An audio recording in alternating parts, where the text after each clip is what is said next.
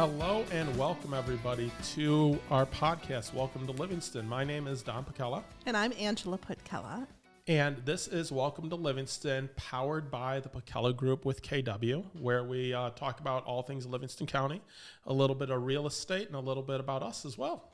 Absolutely. We love just talking about the different things in the county and love living here and working here and all those great things. But once in a while, and we did a quickie little episode that talked about taking a break, and I think that's because we were taking a break. Yeah, we were taking a little bit of a break. So we actually just recently got back from vacation, and one of the things we were thinking of talking about today is just while we get back into the swing of things, talk about planning a vacation, either as small business owners, as individuals, or even as a family. So for us, a lot of it is as a family because we have 3 kids, and planning for a vacation with not only 3 kids but being small business owners is it's a bit of an adventure, and one we don't often do, right?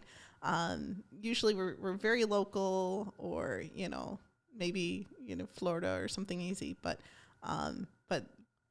this time is the first time in many years that we were able to really do a big vacation. Well, and I think with coming out of COVID and coming out of, everyone's back to everything, and a lot of people they want to take a vacation nowadays, right? Right. And there's 2 types of vacations. There's the, hey, I'm just going to wing it, and I'm headed up north. I'm headed up to the cabin, or going even out of state to a family member's or someplace you've been to a number of times. And then there's the, I'm taking a big trip that has... Try something new. See new. Something. Oh, I think seeing something new is paramount. I think it's just a wonderful thing. So, I mean, I guess, where do you want to start off today? Because, we're just kind of, taking Well, this is a little more casual, so thanks for coming on our journey here. And I know it's a little different and out of the ordinary, but it's really important, I think, in terms of trying new things, getting out of your box, seeing new things to broaden your horizons. I'll tell you, because it was over the 4th of July holiday, so it felt weird not being in the U.S. for Independence Day. But I felt like, especially as we came back, that I personally anyway, appreciated our country so much more. Like, it really put it into perspective in all these things I take for granted all the time, coming from a country that, that didn't have all of that. Well, you kind of slipped it in there that you weren't in the U.S. This is true. So do you want to say where we were? Why don't you? Yeah, so we just got back from a 2-week amazing journey to Italy, which was over a year and a half in planning, really. Right. Just from all the different aspects that I wouldn't have even realized that are so important to plan. And when you're taking a huge trip, planning is so important, A, because you want to be able to get as much into it as you can, but B, because there was so many unknowns that I didn't think I had to worry about, such as getting tested before we left. Right. There was a lot of protocol that was constantly changing. So even, in the world as it is, but, even outside of it, to do something internationally was definitely getting out of the box, I think. Yeah, and to everyone out there, I would say that thankfully we didn't need to use it, but I'm a huge advocate for travel insurance. Yes. We had to use travel insurance, 22 years ago? Yeah, it's been 23 years ago? Long time ago. So we always end up getting the travel insurance just because you never know what is going to come up. And when you're planning a big trip, the last thing you want is for something from the outside to drastically affect what you're able to do or your flexibility. And I know with the schools, there were a lot of trips planned, whether it was the Washington, D.C. trips or, some other trips through the middle school and the high school during that COVID time, that it definitely affected people's, how much they were able to get back. Oh, yeah, no, and we did have travel insurance for our son was supposed to go to New York. Right. So we ended up having it for that. But travel insurance is very, very important. Yep. So that's kind of the advocate there and whatnot. Yeah. So, yeah. So you had a couple points there. Do you want to give me a cue and I can just jump in to talk about something? Sure. In terms of planning, and certainly, travel agents are out there and they're helpful and whatnot. We're kind of do-it-yourselfers in a lot of ways, though, thanks to the internet and so forth. And but what's the importance of planning and rather than just winging it? Well, I think the importance of planning is, one, so you don't miss anything. Two, you know what you're going to be doing each day. So that way, there's some flexibility in that. I mean, if you're going to a beach resort, it's different than what we were doing, which was going to Italy, where I wanted to see a lot of historical sites. There was places that I needed tickets for to be able to get into and such that booked up months and months in advance. So it's a different style of planning where we're setting out each day to say, these are the things I want to see on this day because we're in this city on each day. Right. But I think that having a plan in place, so what we did with the kids beforehand, or we tried to do, is say, hey, this is where we're going. What types of things would you like to see while we're there, right? But even in terms of other trips, when we've taken them to Disney, we've talked about the fact of, okay, we're going to be in the Magic Kingdom today. What rides do you want to see? Right. Or so the fast passes, I don't think they have those so much anymore, but at the time you really had to, because you were planning your restaurant reservations and you were planning your fast passes, and so you really need to plan your day. So I think we used that similar kind of planning ideal to make the most of your time. Exactly. And in addition on this one, we were actually on a cruise ship for a little while. For the first week. So 2 weeks. Yes. Cruise ship first week. Right. So planning your cruise ship, I have some great, I don't know if it's advice or thoughts coming out of it. If you are going on a cruise, remember, your room is way more important than you think it is. Yeah. Regardless of how much time you think you're going to spend in your room, you're thinking in terms of seasickness. Are you at the front of the boat, the middle of the boat, back of the boat? Are you low? Are you high? That affects the motion. Mm-hmm. And what's above you, because when chairs are you heard from some other people if they were right below the pool deck and they could hear the chairs being moved at night. So but then, do you want to go cheap and have no view at all because you're going to spend all your time up on deck? Do you want a porthole so you can see outside and get some light in your room but no balcony? Do you want a balcony? And then if you want a balcony, do you want a balcony that faces outside? Or on some of the bigger ships now, they have balconies that face inside, which we went with the balcony that faced inside, which for me wasn't as cool, but for our kids, they really enjoyed it. Yeah, I think it had some pros and cons to it, and certainly was a lot cheaper, which is nice. With lunch, yes. Yeah. But I think if you're planning a trip and you're planning on a cruise ship, it's not as, look at your budget. Yeah. But at the same time, really keep that in mind, because the quality of your room and the location of your room really does affect everything else while you're on the cruise ship. And booking early allows you to have more options, more choices.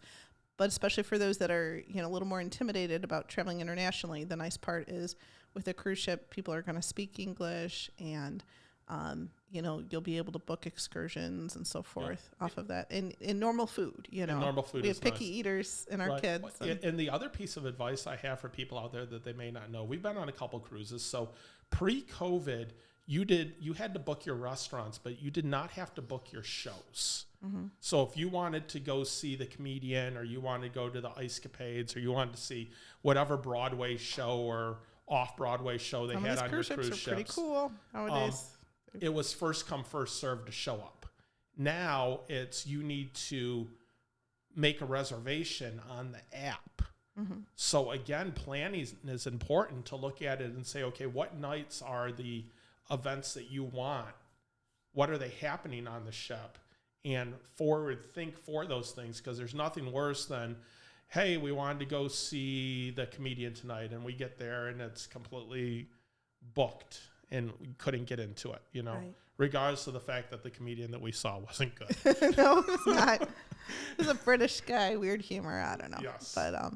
But and that was kind of the neat part, that there were things on the ship that I thought I'd be excited about that weren't that great, but other things that I really didn't put much into ended up being awesome. Yep. Unless you are a heavy drinker, I don't think the liquor package is worth it for most people. Well, I think on average, You had to the have over-under was six drinks a day. per person. Yeah, 6 drinks a day for you to break even on the drink package. Yeah. And keep in mind that that's every day. So if you're on a ship for 4 days, I mean, that's 24 It's a lot of drinks in 4 days. Yeah. So well, and we did enjoy our vacation and we did drink, but we did. We would just pay for it a la carte, and it was like going to a bar, really. Yes. You know, maybe a little bit more, but in terms of a little splurge, and they did have special drinks that those were they good. set up, and so that was. And you mentioned excursions real quick. Yes. Excursions are great. If you're going on a cruise ship or if you're on a overseas trip where there's excursions all over the place, there's a website called Viator. Yeah. That is just amazing. That's Viator, right? Nope, TOR. Viator. Yeah. Right? But really helpful. Very helpful. We booked a couple of them through there. Easy to do. Very impressed with it. Felt that it was worth the money that we used it for. And we talked to some people on the ship that a lot of people on the ship booked Viator excursions instead of the boat excursions and had a really great experience. The only thing I want to caution you with is if the boat says they're leaving at 5 o'clock, the boat is leaving at 5 o'clock. They will stay in port if a bus is late for one of their excursions, but they will not stay if it's an outside excursion. So just keep that in mind on what time your tours are supposed to end to make sure you get back to the boat, because I heard of some people that missed the boat. Right. That's where the expression comes from. Don't miss the boat. Yes. So the advantage of booking through the cruise company is that then at least you don't have to have that stress. But I feel like it cost more and you got less. Right. So we did do that for a couple of them, and they were fine. And in one port, there was a lot of traffic because they had discovered a World War II bomb they had to shut everything down. And so I was grateful that day we had booked through the cruise company because then at least we didn't miss the boat. 100%. Yeah. But it was a great chance to see different places. With each port, you were there for part of the day. Some people I've heard that I know that do these things, they don't even get off on some of the ports of like, I'm not interested in that one. I'll just stay and enjoy the amenities. And well, these ships have so much nowadays. Yeah. Yeah. So that's a really good thing. But by getting out and seeing the world and, even though you need the passport to get there, it's not like you have to be carrying it around all with you. That's a really good point to add on. They told us that we needed to have our passports for anybody that was under 18. They never checked them. It was actually very easy because it was through the room key that they just needed photo identification. Right, and you can scan that and have that on your phone. So what I did is I scanned the passports. I had it on my phone, and then I deleted them when I got home so that they weren't on there, but I had them, and I didn't have to carry the passports around because the last thing you want is to lose those. Everybody I talked to warned against pickpockets, so I was like totally on... very, very cognizant of my surroundings. And fortunately, we did not have any issues whatsoever. Right. So to get back to it, though, for someone that's planning to plan a vacation, we're in the middle of the summer. Everyone is taking vacations right now, which is amazing. And I mean, they all did some forward planning and such. But I would say that if you're going to be going overseas, which is what we did, we planned a year in advance. Yeah. And a lot of these things book up a year in advance. Thinking longer than that. Yeah, but definitely in terms of when we were really getting down to booking things, it was close to a year. Yeah. So, and I think in our mind here we are in our 40s and we really hadn't done a trip like this before at all. And so I think in my head it was such a big thing. And it, having done it, it was a lot easier than I thought it would be. Right, and one of the things I wanted to mention, and I know this is the case in a lot of other countries and in Mexico and such, I found that if I was outside of the major stores, the price was never the price. Oh, this is true. Yep. You tried to walk away from the table, and all of a sudden the price kept getting less and less sometimes. Dropping like a rock. Yes. It's like, oh my goodness. So that's a good thing to know. The dollar is really strong right now, so it's at a 20-year high. So against the euro, anyway. against But the I think euro, in general, worldwide, I think it's very strong. Yeah. Which is positive since there's all the inflation. I guess that's the one trade-off, right? Right. And one of the things I wanted to mention for a small segment of people listening out there, I want to talk to people that have more than 2 kids for a second. Oh, okay. Good idea. I think that this is a real area of need to talk about. When you have 3 kids, at a certain point, you're not allowed to have one room anymore. Yes. And at a certain point, there's a lot of hotels that cannot accommodate you with 3 kids. Disney has like 3 or 4 of the resorts out of like the 18 that they have that can accommodate. Oh, some of the top ones with the suites and the fancy suites, ones. yes. Yeah. But for like normal rooms is what I'm saying. Yeah, exactly. It really is very limited. Even though it's so, Disney. I mean, what we had to do is we had to research and make sure that we were able to get connecting rooms or rooms on the same floor and look at the different places, because it changes a lot of things when you have 2 rooms instead of 3 rooms. And then if you can't get connecting rooms, fortunately or unfortunately, as parents, we're supposed to split between them, because you can't book a room without having a parent on it, because they're under an adult on it. Right. Okay, so we were very fortunate that we were able to get all but one time connecting rooms. Right. Right? So or that rooms right really next helped. to each other at least. Yeah, that really helped. But it was an adventure. In a lot of these rooms, even when you noted in advance that it's a triple or whatnot, they're one big bed. A triple in Europe isn't the same as a triple here. For sure. Our sons were like, we are not going to sleep in the same bed. And I don't blame them. So we were negotiating with, hotel people with any stop to try to get the rooms right. And for the most part, I would say at least the hotels we picked were all very accommodating, and they did speak English for the most part. So language barrier was a bit more sometimes than I thought. Right. Like with the drivers, that we were able to book drivers to get us from, the port or the airport to the hotel. And right. And that got a little trickier. It did. I think the biggest adventure was the train. Yes. If anyone's ever used trains in Europe, they are amazing, but they don't speak English at the train stations, or at least they pretend that they don't speak English at the train stations, which I found was very amazing, that I would ask for help and all of a sudden, no one spoke any English, but we were able to figure it out. Yeah, that probably was the one stressful part, because then of course I'm still worried about pickpockets and how crowded things are, and but other than that, I think it was helpful to book drivers for things. But the train ride was from Rome up to Venice. Yes, and so we were able to see a lot of the countryside. Yeah, I would say that it's interesting that you pay for water at restaurants in Europe. Oh dear, yep, that can add up very fast when you have 3 kids. And they would ask you still water or mineral water. So a lot of it is kind of the bubbly water that you can kind of get here sometimes, but that's more prevalent there. But with it being in the 90s and hot, and, you've got 3 very thirsty kids. And, I think sometimes our water bill was more than our, wine bill. Oh, well, there you go. So I want to kind of jump around real quick here. Yeah. What is, if people are out there planning a trip, be it to, let's say to Europe, because that's what we know right now, right? Is Europe. That's what I just did. What's the one piece of advice you'd give somebody? Go be fearless. I'm more timid, and if I did it, you can too. That it's not as scary as I thought it was going to be. Get outside of your box? Yeah, get outside of your box. Go out on a limb. We explored a little bit. Yeah. Yeah. We got into some, outside of the touristy area a couple times. Which is good. It's good to not necessarily be tied to the tourist stuff. But so what would be the one piece of advice you would say? Oh, boy. Prepare to walk a lot. Yeah.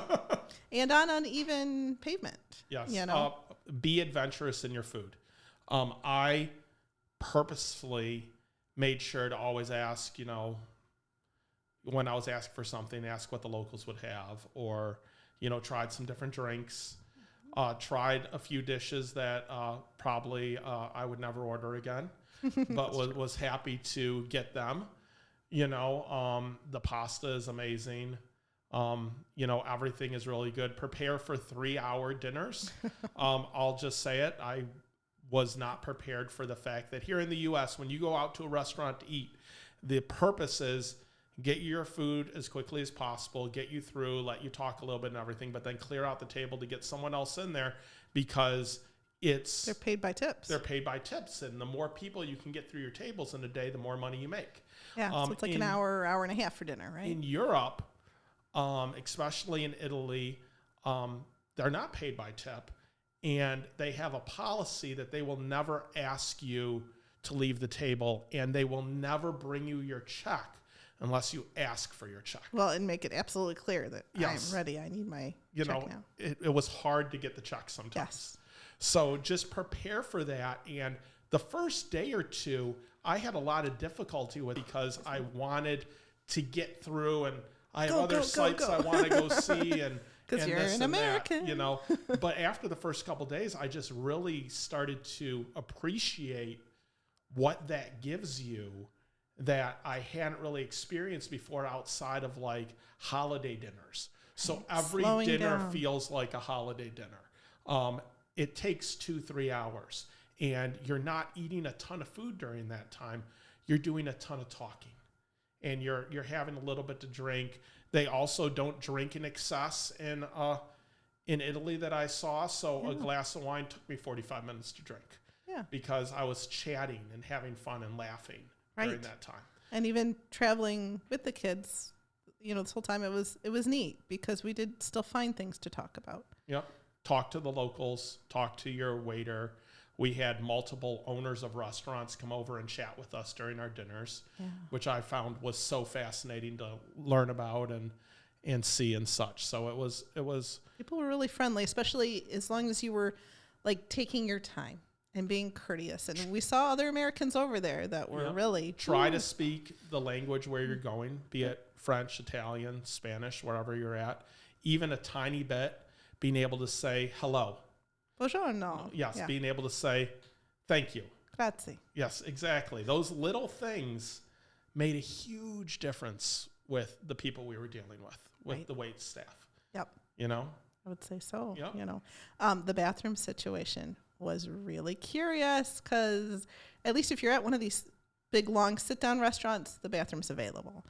If you're at your hotel, the bathroom's available. However, outside of that, public restrooms, you had to pay. You have to pay for public restrooms. $1, $2 per person. Yes, and go to the ones that are in the more well-trafficked areas. Not all toilets in Europe have seats.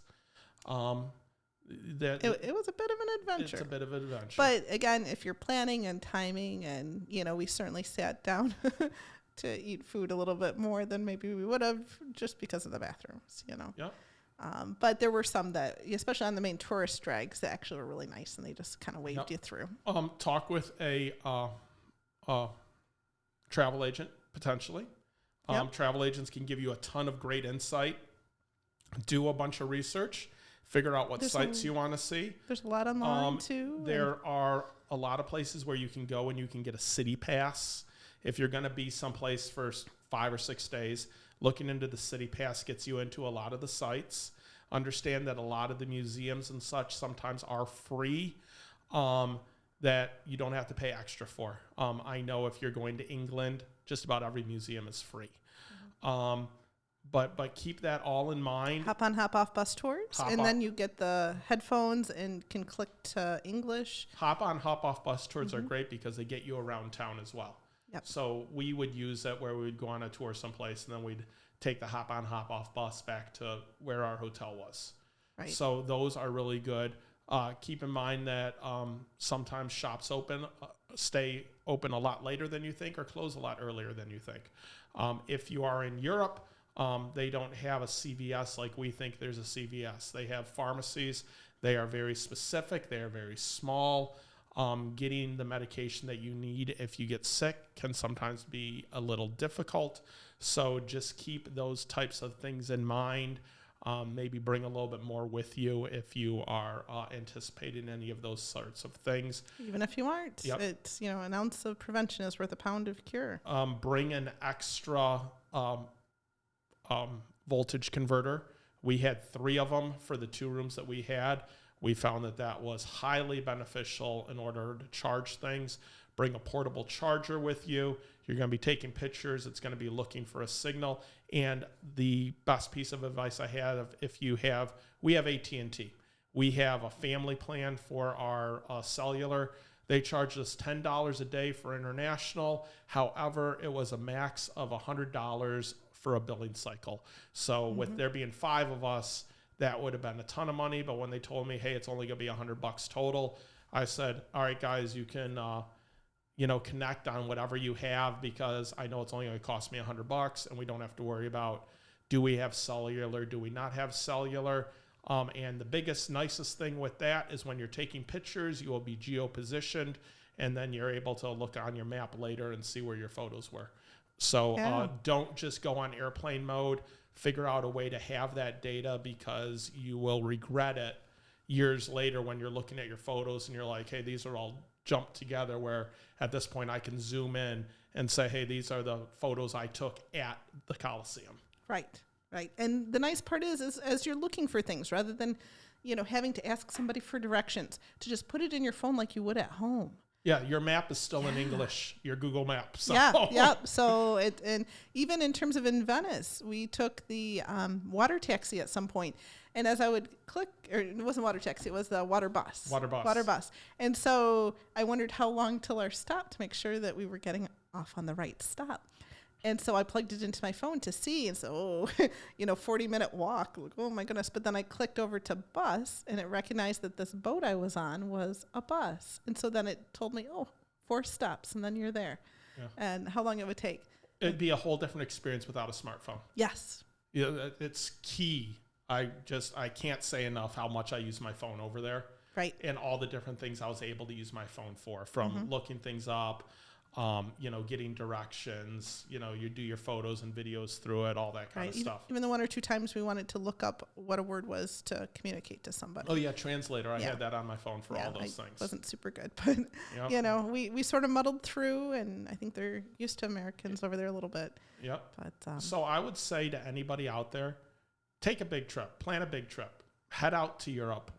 The dollar's never been stronger. It's a lot of fun. It's not as scary. It's not intimidating as you think it is. And if you have the chance, take your kids. It was the most valuable experience and the most eye-opening experience to see their world expand and to see them start to get comfortable in a foreign setting. Those first couple days, they're tight to you, and they're a little intimidated, and they're kids, right? But we're a week and a half in, and I'm having to rein them in because they're walking 50 feet, 100 feet in front of me. They're going their own direction. They're understanding. They're comfortable in a foreign country, in a foreign setting. But they're building memories, right? Memories together, memories as a family, and we're creating our own inside jokes. Some of the things that we've seen or did, or even an embarrassing moment isn't that embarrassing, because it's it's like having friends in the little people that are part of your family. Exactly. It's something that I think we don't normally get day to day. We're so busy working and doing everything. And even though we were doing a lot, I think it brought us all closer. Yep. Ask your bellhop or concierge or someone at the front desk where to get food that's not a tourist place. Yes. Do not go places that have pictures of the food out in front of it, and do not go places that they're talking to you in English from the road in front of it to try to get you to go into the restaurant. Right. Get a little off the beaten path, go to the local places. And some of the reviews were really good too. That was helpful because again, with the smartphone. Yeah, and eat outside. I loved eating in the outdoor cafes. Yeah. They don't believe in air conditioning in Europe, so understand that as well. There were so many things we missed. And we were so happy to be home. Yes. Yeah. Anything else you want to add? Because I know we've gone longer than I thought we would. Yeah. Yeah. No, it was fun. It was great. Well, thank you guys for indulging us to, let you, into our thoughts on how to make the most of your own vacation. Yes. Have fun. Right? Yep. Honest to goodness. Yep. I don't know if our tour guide from Barcelona is going to listen or not. You know what? I did hand her our would love business card. to, My kids were to so give a horrified. shout out to her. She was so sweet, and she did such Jennifer, a phenomenal job. Yes. Yeah, Jennifer in Barcelona was the most amazing tour guide. She did such a good job walking us around, telling us about the city. I know all three of our kids, especially Harrison, just loved hearing about all of that and getting to know. And I got to know more about Gaudi than I'd ever thought before. And just get a local tour guide through Viator. Yeah, we booked it through Viator, and it was just the best experience. Yeah, it was just a walking tour just for the five of us. And, she spoke English. She knew all about the country and was able to just give us a full experience in 6 hours that I didn't think was possible. People asked on Facebook, like, how many days were you there? Like, just the one.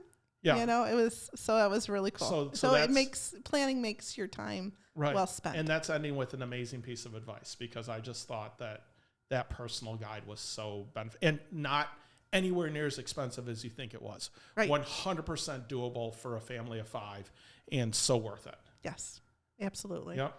So, but do some research, get out of your box and go have fun, because if COVID taught us anything, we have time to be at home.